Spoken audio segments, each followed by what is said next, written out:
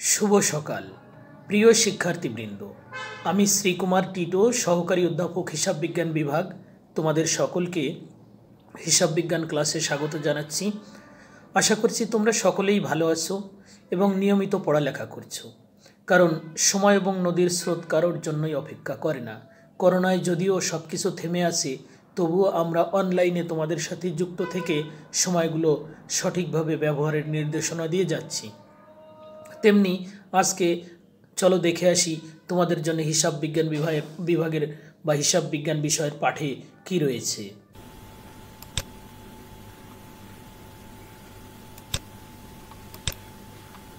प्रिय शिक्षार्थीबृंद शुभ सकाल। आमी श्रीकुमार टिटो सहकारी अध्यापक हिसाब विज्ञान विभाग सकलके आजकेर हिसाब विज्ञान क्लासे स्वागत जानाच्छि। आमादेर आजकेर पाठ शिरोनाम नगदान बही। प्रथमेই चलो আমরা একটি অঙ্ক দেখে আসি। প্রশ্নটি হলো 2019 সালের 1 জানুয়ারি তারিখ মিস্টার রশিদের নগদ উদ্বৃত্ত ছিল 5000 টাকা, ব্যাংক জমার উদ্বৃত্ত 10000 টাকা ছিল। উক্ত মাসে তার অন্যান্য লেনদেনগুলো নিম্নরূপ: জানুয়ারি 3 তারিখ পণ্য ক্রয় 5000 টাকা, নগদে 2000 টাকা ও চেকে 3000 টাকা। জানুয়ারি 5 তারিখ পণ্য বিক্রয় 8000 টাকা, যার 5000 টাকা নগদে ও 3000 টাকা চেকে পাওয়া গেল। জানুয়ারি 11 তারিখ তিতাসের নিকট পাওনা 3000 টাকার পূর্ণ নিষ্পত্তিতে নগদ 1000 টাকা ও 1800 টাকার চেক পাওয়া গেল। জানুয়ারি 14 মিনারের নিকট দেনা 5000 টাকার পূর্ণ নিষ্পত্তিতে নগদ 2700 টাকা এবং চেকে 2000 টাকা দেওয়া হলো। জানুয়ারি 15 ব্যাংকে জমা দেওয়া হলো 3000 টাকা। ব্যক্তিগত প্রয়োজনে 1000 টাকা এবং অফিস প্রয়োজনে 3000 টাকা ব্যাংক থেকে উত্তোলন করা হলো। রনির নিকট থেকে 5000 টাকার একটি চেক পেয়ে তা জাহিদের সপক্ষে অনুমোদন করা হলো। 24 তারিখ প্রাপ্য বিলের 3000 টাকা ব্যাংক কর্তৃক আদায় হলো এবং প্রদেয় বিলের 4000 টাকা ব্যাংক কর্তৃক পরিশোধিত হলো। 27 তারিখ ব্যাংক কর্তৃক 11 তারিখের চেকটি প্রত্যাখ্যাত হলো।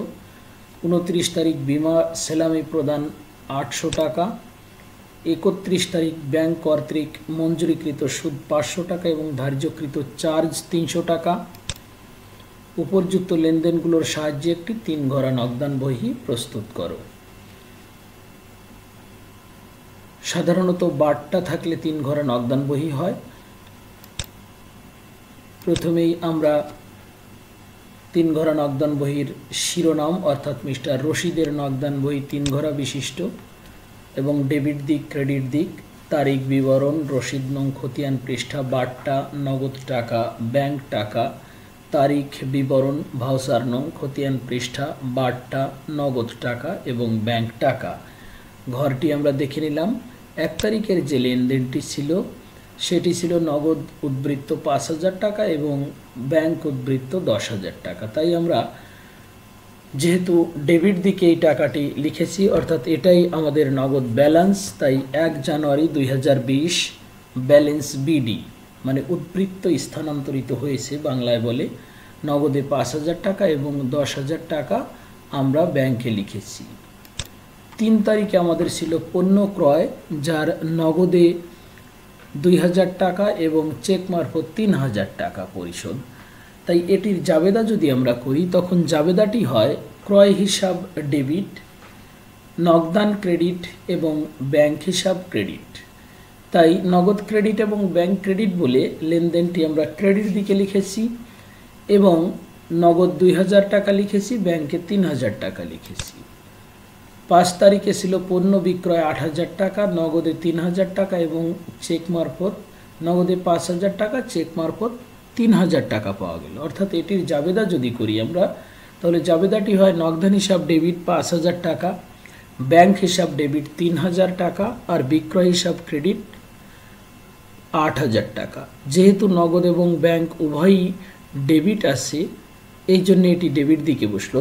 পক্ষান্তরে নগদান বহির ডেবিট দিকে সাধারণত নগদ প্রাপ্তি এবং ব্যাংকের জমা বসে, এটিও তাই হয়েছে। তাই ডেবিট দিকে এটি আমরা লিখেছি 5 তারিখ দিয়ে বিক্রয় হিসাব নগদে 5000 টাকা এবং ব্যাংকে 3000 টাকা।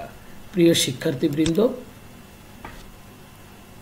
পরে আরেকটি লেনদেন আমাদের ছিল 11 তারিখে 11 তারিখে যে লেনদেনটি ছিল সেটিতে আমরা দেখেছি যে আমাদের 11 তারিখের লেনদেনটি ছিল তিতাসের নিকট পাওনা 3000 টাকার পূর্ণ নিষ্পত্তিতে নগদ 1000 টাকা এবং 1800 টাকার চেক পাওয়া গেলে এটিকে আমরা যদি জাবেদা করি তাহলে হয় নগদান হিসাব ডেবিট, ব্যাংক হিসাব ডেবিট, বাট্টা হিসাব ডেবিট এবং তিতাসের জায়গায় হবে প্রাপ্য হিসাব ক্রেডিট।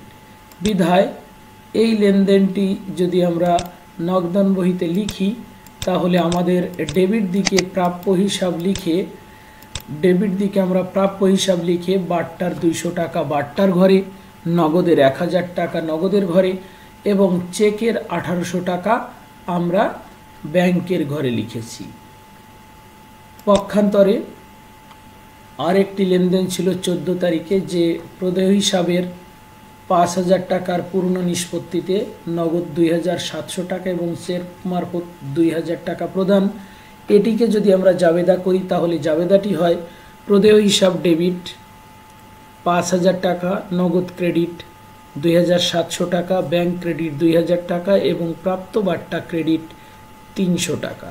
বিধায় এটি যেহেতু প্রদান তাই এটি ক্রেডিট দিকে আমরা লিখেছি 14 তারিখ প্রদেয় হিসাব নগদে 2700 টাকা, ব্যাংকে 2000 টাকা এবং বাট্টার ঘরে 300 টাকা, কারণ এটি আমরা প্রদান করেছি, আমাদের নগদ অর্থের পরিমাণ এবং ব্যাংকের অর্থের পরিমাণ কমে গেছে। এরপরে ছিল ব্যাংকে জমা দেওয়া হলো 3000 টাকা 15 তারিখে। এটির জাবেদা হলো ব্যাংক হিসাব ডেবিট, নগদান হিসাব ক্রেডিট, অর্থাৎ নগদান কমে গেছে এবং ব্যাংকে টাকা বেড়ে গেছে এবং জাবেদাটি হয়েছে ব্যাংক হিসাব ডেবিট, তাই ডেবিট দিকে ব্যাংকের ঘরে আমরা 3000 টাকা লিখেছি এবং বিবরণে নগদান হিসাব লিখেছি। পক্ষান্তরে নগদ কমে গেছে বলে ক্রেডিট দিকে নগদের ঘরে 3000 টাকা লিখেছি এবং ব্যাংক হিসাব লিখেছি এবং কন্ট্রা আইটেম বলে এটিকে আমরা সি দ্বারা প্রকাশ করেছি। যদি একদিকে টাকার পরিমাণ বৃদ্ধি পায় অপর দিকে টাকার পরিমাণ কমে যায় সেটাকে আমরা সাধারণত কন্ট্রা বলি। শিক্ষার্থীবৃন্দ, এখানে ব্যাংকে টাকা জমা দেওয়ার ফলে ডেবিট দিকে ব্যাংকে টাকার পরিমাণ বৃদ্ধি পেয়েছে, পক্ষান্তরে ক্রেডিট দিকে ব্যাংকে টাকার পরিমাণ কমে গেছে, এই জন্যে এটিকে সি দ্বারা প্রকাশ করেছি। এটিকে আমরা কন্ট্রা দাখিলা বা বিপরীত দাখিলা বলে থাকি। তারপরে ব্যক্তিগত প্রয়োজনে ব্যাংক থেকে 1000 টাকা উত্তোলন, এটির জাবেদা হলো উত্তোলন হিসাব ডেবিট আর ব্যাংক হিসাব ক্রেডিট। যেহেতু ব্যাংক হিসাব ক্রেডিট বা ব্যাংক থেকে টাকা কমে গেছে তাই ক্রেডিট দিকে আমরা 19 তারিখ দিয়ে ব্যাংকের ঘরে 1000 টাকা লিখেছি এবং উত্তোলন হিসাব লিখেছি।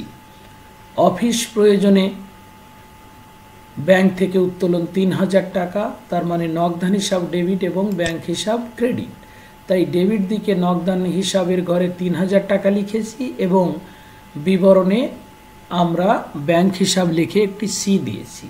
আবার ব্যাংক থেকে যেহেতু উত্তোলন করেছি তাই ক্রেডিট দিকে অর্থাৎ ক্রেডিট দিকে ব্যাংকের ঘরে 3000 লিখেছি এবং নগদান হিসাব লিখেছি বিবরণের ঘরে। তার মানে 19 তারিখে এই যে ব্যাংক থেকে উত্তোলন এটি একটি কন্ট্রা দাখিলা বলে এটাকে আমরা সি দ্বারা প্রকাশ করেছি। তারপরে প্রাপ্য অর্থাৎ একজন দেনাদারের কাছ থেকে আমরা 5000 টাকার একটি চেক পেয়েছি, তাই এটা এবং আরেকজনের কাছে অনুমোদন আমরা করেছিলাম। অর্থাৎ লেনদেনটি যদি আমরা দেখে আসি, লেনদেনটিতে আমাদের ছিল যে রনির নিকট থেকে 5000 টাকার একটি চেক পেয়ে তা জাহিদের সপক্ষে অনুমোদন করা হলো। রনির নিকট থেকে আমরা চেক পেয়েছি বলে সেটা আমরা ডেবিট দিকে প্রাপ্য হিসাব লিখে ডেবিট দিকে আমরা প্রাপ্য হিসাব লিখে 22 তারিখে নগদের ঘরে 5000 টাকা লিখেছি।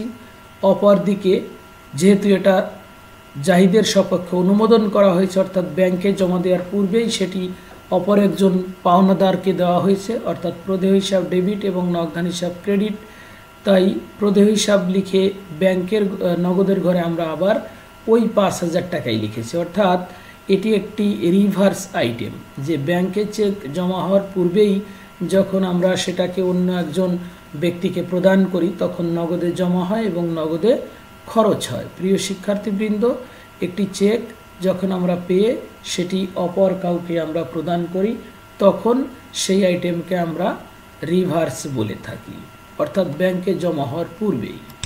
তারপরে প্রাপ্য বিলের ৩,০০০ টাকা ব্যাংক কর্তৃক আদায় হলো ২৪ তারিখে, অর্থাৎ ব্যাংক হিসাব ডেবিট, প্রাপ্য বিল হিসাব ক্রেডিট। যেহেতু ব্যাংক হিসাব ডেবিট তাই ডেবিট দিকে ২৪ তারিখ দিয়ে আমরা ব্যাংকের ঘরে ৩,০০০ টাকা লিখেছি। তারপরে প্রদেয় বিলের ৪,০০০ টাকা ব্যাংক কর্তৃক পরিশোধ করা হলো, অর্থাৎ প্রদেয় বিল হিসাব ডেবিট এবং ব্যাংক হিসাব ক্রেডিট। বিধায় ব্যাংকের ক্রেডিট দিকে প্রদেয় বিল হিসাব লিখে ৪,০০০ টাকা দেখানো হয়েছে। ২৭ তারিখ ১১ তারিখের ব্যাংকে জমাকৃত চেকটি প্রত্যাখ্যাত হলো। শিক্ষার্থীবৃন্দ, ১১ তারিখে আমরা ব্যাংকে যে চেক জমা দিয়েছিলাম বা ব্যাংকে জমা হয়েছিল আমাদের ১৮০০ টাকার চেক, এটি প্রত্যাখ্যাত হয়েছে, অর্থাৎ ব্যাংক ডিজনার করেছে। তখন এটির জাবেদা হয় প্রাপ্য হিসাব ডেবিট, ব্যাংক হিসাব ক্রেডিট। তাই ক্রেডিট দিকে আমরা ব্যাংক ক্রেডিট বলে ব্যাংকের ক্রেডিট দিকে আমরা ১৮০০ টাকা লিখেছি এবং বিবরণের ঘরে প্রাপ্য হিসাব লিখেছি। বিমা প্রিমিয়াম প্রদান, বিমা প্রিমিয়াম হিসাব ডেবিট এবং নগদান হিসাব ক্রেডিট। তাই বিমা প্রিমিয়াম হিসাব লিখে নগদের ঘরে আমরা ৮০০ টাকা লিখেছি। ব্যাংক কর্তৃক মঞ্জুরিকৃত সুদ ৫০০ টাকা, এটির জাবেদা হলো ব্যাংক হিসাব ডেবিট, মঞ্জুরিকৃত সুদ হিসাব ক্রেডিট। যেহেতু ব্যাংক এইটা আসলে ব্যাংকে জমাকৃত টাকার উপর সুদ, অর্থাৎ ব্যাংকে টাকা বৃদ্ধি পায়, তাই এটি ডেবিট দিকে আমরা লিখেছি। ব্যাংক সুদ হিসাব লিখে ব্যাংকের ঘরে ৫০০ টাকা। পক্ষান্তরে ব্যাংক ধার্যকৃত চার্জ ৩০০ টাকা, অর্থাৎ ব্যাংক চার্জ ডেবিট, ব্যাংক হিসাব ক্রেডিট। ব্যাংক যেহেতু ক্রেডিট তাই ক্রেডিট দিকে আমরা ৩০০ টাকা লিখেছি। শিক্ষার্থীবৃন্দ, আর কোনো আইটেম না থাকায় এখন আমরা ব্যালেন্স করব। একটি কথা সবাই মনে রাখতে হবে, বারটার কোনো ব্যালেন্স হয় না। তাই আমরা ডেবিট দিকের বারটা ২০০ টাকা যোগ করে রেখেছি, ক্রেডিট দিকের বারটা ৩০০ টাকা যোগ করে রেখেছি, এটির কোনো ব্যালেন্স হয় না।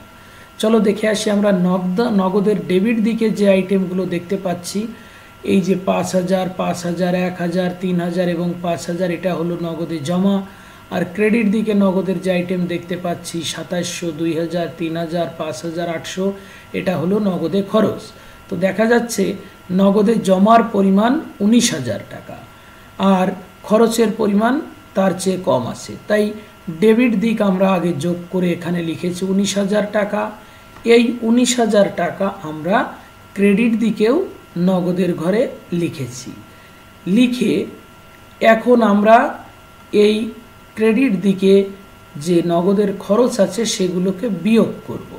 পক্ষান্তরে ডেবিট দিকে ব্যাংকের ঘরও আমরা যোগ করেছি, যেটা বেশি আছে বলে ২১,৩০০ টাকা। এই ২১,৩০০ টাকা আবার ক্রেডিট দিকে আমরা নিয়ে বসিয়েছি এবং ব্যাংকের যে খরচ হয়েছে সেটি আমরা বিয়োগ করব।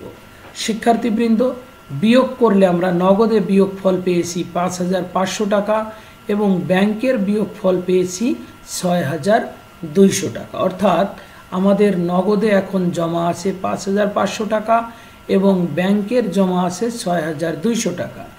মাসের শেষ তারিখে আমরা ৩১ জানুয়ারি তারিখে আমাদের নগদ ব্যালেন্স ৫,৫০০ এবং ব্যাংকের ব্যালেন্স ৬,২০০ টাকা। এই ব্যালেন্সকেই আমরা ব্যালেন্স সিডি বলে থাকি। প্রিয় শিক্ষার্থীবৃন্দ, পরবর্তী দিন অর্থাৎ জানুয়ারির ৩১ তারিখের পরের দিন ফেব্রুয়ারি ১, সেই দিন যে আমরা এই ব্যালেন্স সিডিকে এই ঘরের নিচে অর্থাৎ ডেবিট দিকে যে ফেব্রুয়ারি ১ তারিখ ব্যালেন্স বিডি লিখে নগদের ঘরে এই ৫,৫০০ টাকা এবং ব্যাংকের ঘরে ৬,২০০ টাকা লিখব। অর্থাৎ জানুয়ারি মাসের ব্যালেন্স নিয়ে ফেব্রুয়ারি মাসের নগদ কার্যক্রম শুরু হয়। ব্যালেন্স সিডি অর্থাৎ উদ্বৃত্ত স্থানান্তরিত হবে, ইংলিশে বলা হয় ব্যালেন্স ক্যারিড ডাউন। অপরপক্ষে ব্যালেন্স বিডি মানে হলো উদ্বৃত্ত স্থানান্তরিত হয়েছে বা ব্যালেন্স ব্রড ডাউন। প্রিয় শিক্ষার্থীবৃন্দ, সকলকে নিরন্তর শুভেচ্ছা। আশা করি তোমরা সকলেই বুঝতে পেরেছো।